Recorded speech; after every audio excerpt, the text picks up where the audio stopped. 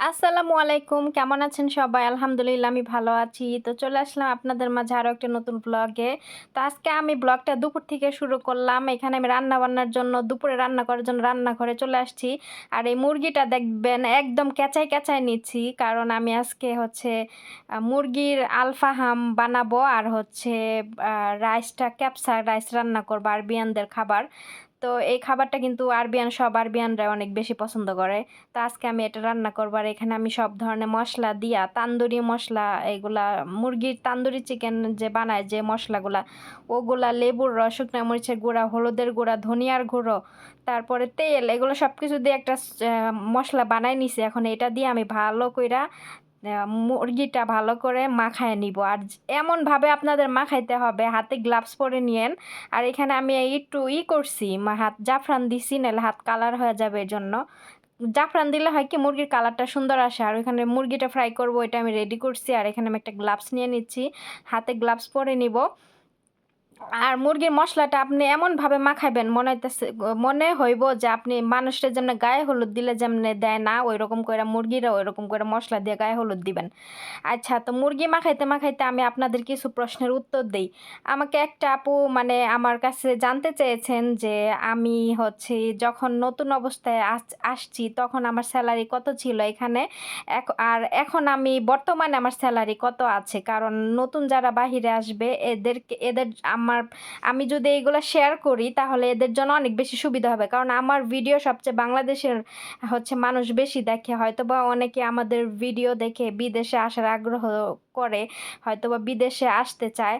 তো সেই ক্ষেত্রে তাদের জন্য অনেক বেশি ভালো হবে। তো আমি আজকে আপুটার কমেন্টে রিপ্লাই দিচ্ছি ভিডিওর মাধ্যমে। কারণ রিপ্লাই কমেন্টে ওইভাবে টেক্সট করে সবকিছু বোঝানো সম্ভব না। এইজন্য আমি ভিডিওর মাধ্যমে আমি বলতেছি। তো আমি যখন ১ম এ আসছিলাম এখানে আসার পরে আমাকে স্যালারি হচ্ছে খুব অল্প দিছে। আমাকে ১ম এ হচ্ছে ৮০ রিয়াল স্যালারি দিছিল। এই দেশে ৮০ রিয়াল টাকা। তো আমি তো আজ থেকে ১০ বছর আগে এখানে আসছি। তো আমি যখন ১ম আসছি তার আগে আমাকে বাংলাদেশ থেকে বলে দিছিল যে আমার স্যালারি হবে ৯০ রিয়াল, হ্যাঁ? তো এই দেশের ওমানের টাকার হচ্ছে মান অনেক বেশি, এজন্য স্যালারি এরকমই। এই টাকা হচ্ছে বাংলাদেশে ওই ৯০ রিয়াল বাংলাদেশে গেলে কত টাকা যাইতো? যাই হোক আমার ওগুলা মনে নাই। এখন ৯০ রিয়াল আগের টাকার রেট আরো কম ছিল, এখন তো অনেক বাড়তি। তো ওই ৯০ রিয়াল স্যালারি দিত। তো ৯০ রিয়াল না ৮০ রিয়াল দিত। আর আমি পরে আমাকে যখন ১ম মাসে স্যালারি দিছে আমি বলছি, "না আমাকে ৮০ রিয়াল কেন স্যালারি দিচ্ছে? আমি তো বাংলাদেশ থেকে ৯০ রিয়ালের কথা আমাকে বলে এখানে দিছে। তো আমি ৮০ রিয়াল স্যালারি নিব না।" আমি এটা নিয়ে ওনাদের সাথে একটু হচ্ছে কথা বলছি। তো আমার ম্যাডামে আবার এটা নিয়ে বলতেছে, "আচ্ছা ঠিক আছে, হচ্ছে ৯০ রিয়ালই দিব।" তারপর আমার ম্যাডামে আমাকে ৯০ রিয়াল করে হচ্ছে স্যালারি দেয়। ১ম ১ মাস আমাকে ৮০ রিয়ালই দিছিল। পরের মাস থেকে আমাকে ৯০ রিয়াল দেয়। তো এইভাবে ৯০ রিয়ালে আমি হচ্ছে ২ বছর কাজ করি। ২ বছর কাজ করার পর আমি বাংলাদেশে যাই। বাংলাদেশে আমি যেহেতু ১০ বছর হইছে এখানে আসছি, তো আমি ৪ বার বাংলাদেশে গেছি। তো ৪ বার গেছি, ২ বছর পর, পর করে গেছি। তো ২ বছর পর, পর যখনই আমি যাইতাম তখন আমার বাংলাদেশ থেকে আসলে আমাকে ১০ রিয়াল করে স্যালারি বাড়ায় দিত। আমি বলি না কখনো যে আমাকে বাড়ায় দিতে। তারা নিজেরাই আমার ম্যাডামে নিজেই বাড়ায়। তার মন মতো আরকি। তো ২ বছর পর, পর দেশ থেকে আসলে ১০ রিয়াল করে বাড়াইতে, বাড়াইতে এখন হচ্ছে আমার বাংলাদেশের হচ্ছে স্যালারি ৩৮,০০০ টাকা বাংলাদেশে যায়, হ্যাঁ? আর নতুন অবস্থায় এখন যারা আসে তাদের স্যালারি নতুন অবস্থার থেকে একটু বেশি হয়। যদি সে সবকিছু পারে। হয়তোবা অনেকে আছে যে অন্য দেশ থেকে হচ্ছে এই দেশে আসে কাজ করার জন্য। তারা হয়তোবা আরবি ভাষা বুঝে, তারপর আরবিয়ান রান্না-বান্না করতে পারে, সব কাজকর্ম ভালো পারে।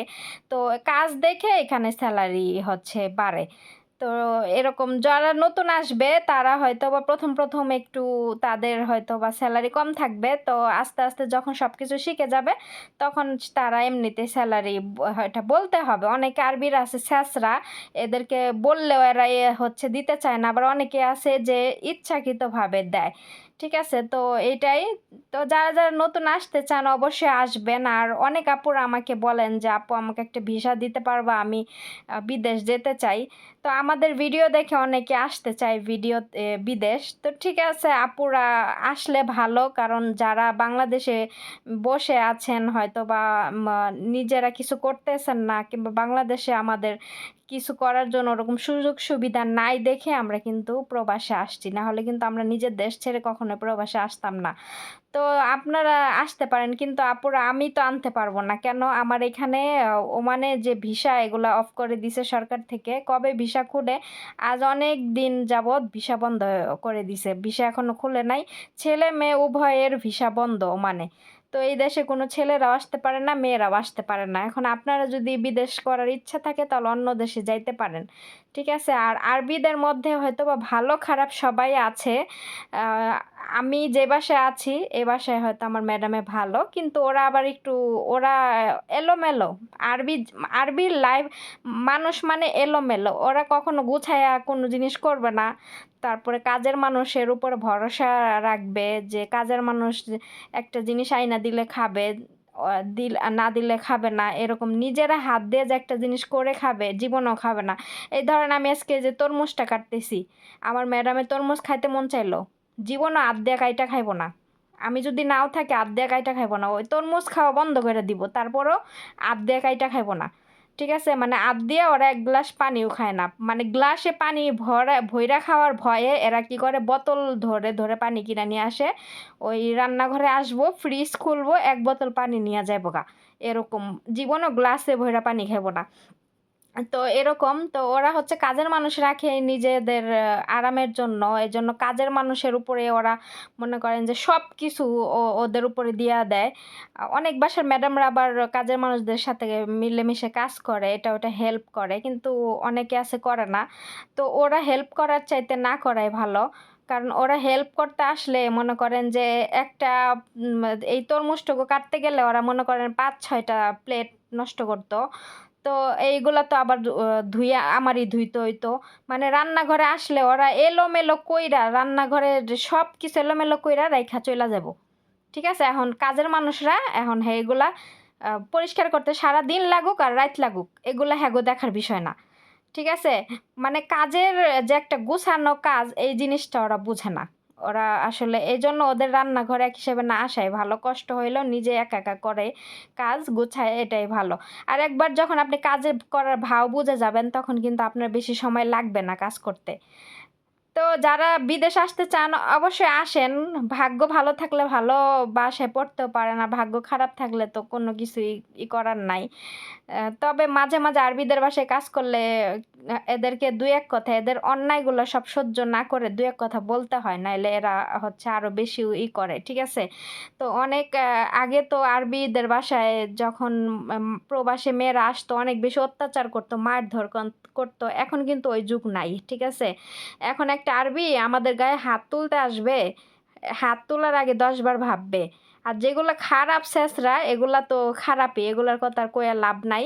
এগুলার লগে খারাপের লগে খারাপই হইতে হয়, ভালোর লগে ভালোই হইতে হয়। ঠিক আছে? দেশ ছাইড়া বিদেশ আসছি কাজ করার জন্য, তাই কি ওদের কাছে তো আর বিক্রি হয়া যায় নাই, না? তো যেকোনো জায়গায় আপনি দেশ হোক আর দেশের বাহিরে হোক অন্যায় করব আপনার সাথে কেউ অন্যায়ের প্রতিবাদ আপনার করতে হবে। নাইলে কিন্তু আপনি সব জায়গায় কিন্তু হচ্ছে ঠকে যাবেন। আপনি সব জায়গায় অপরাধী থেকে যাবেন। অন্যায়ের প্রতিবাদ করতে হবে। কারণ আপনি যেটা করেন নাই ওইটা আপনার উপরে চাপায় দিবে। ওইটা নিয়ে আপনাকে হচ্ছে হেনস্থা করবে। এটা আপনি কেন সহ্য করবেন? তো সব জায়গায়। তো আমার আবার এই যে এখানে আমি থাকি অনেকদিন। আমি যদি কোনো অন্যায় দেখি আমি সাথে, সাথে বলি। হয়তোবা আমার এইজন্য আমার ম্যাডাম হচ্ছে মাঝে, মাঝে হয়তোবা মন খারাপ করে কিনা আমি জানি না। তবে এটা আমি করি। কারণ ওনার পোলাপানে যদি একটু করে হচ্ছে ধরেন অ অনেক আছে না পোলাপানরা অনেক করে আ হচ্ছে বাড়িঘর নষ্ট করে অনেকে ওরা তো অগোছালো মানে বড় মানুষই অগোছালো আর পোলাপান অগোছালো হবে না কেন বলেন? ওরা যেমন বলে না যে মা গুণে হচ্ছে মেয়ে হয়। তো ওর মা যেমন হচ্ছে মেয়েরা তো তাই বাচ্চা-কাচ্চা তো তাই হবে। মাকে যেমন দেখে বাচ্চা-কাচ্চারাও ঐরকমই শিখে, তাই না?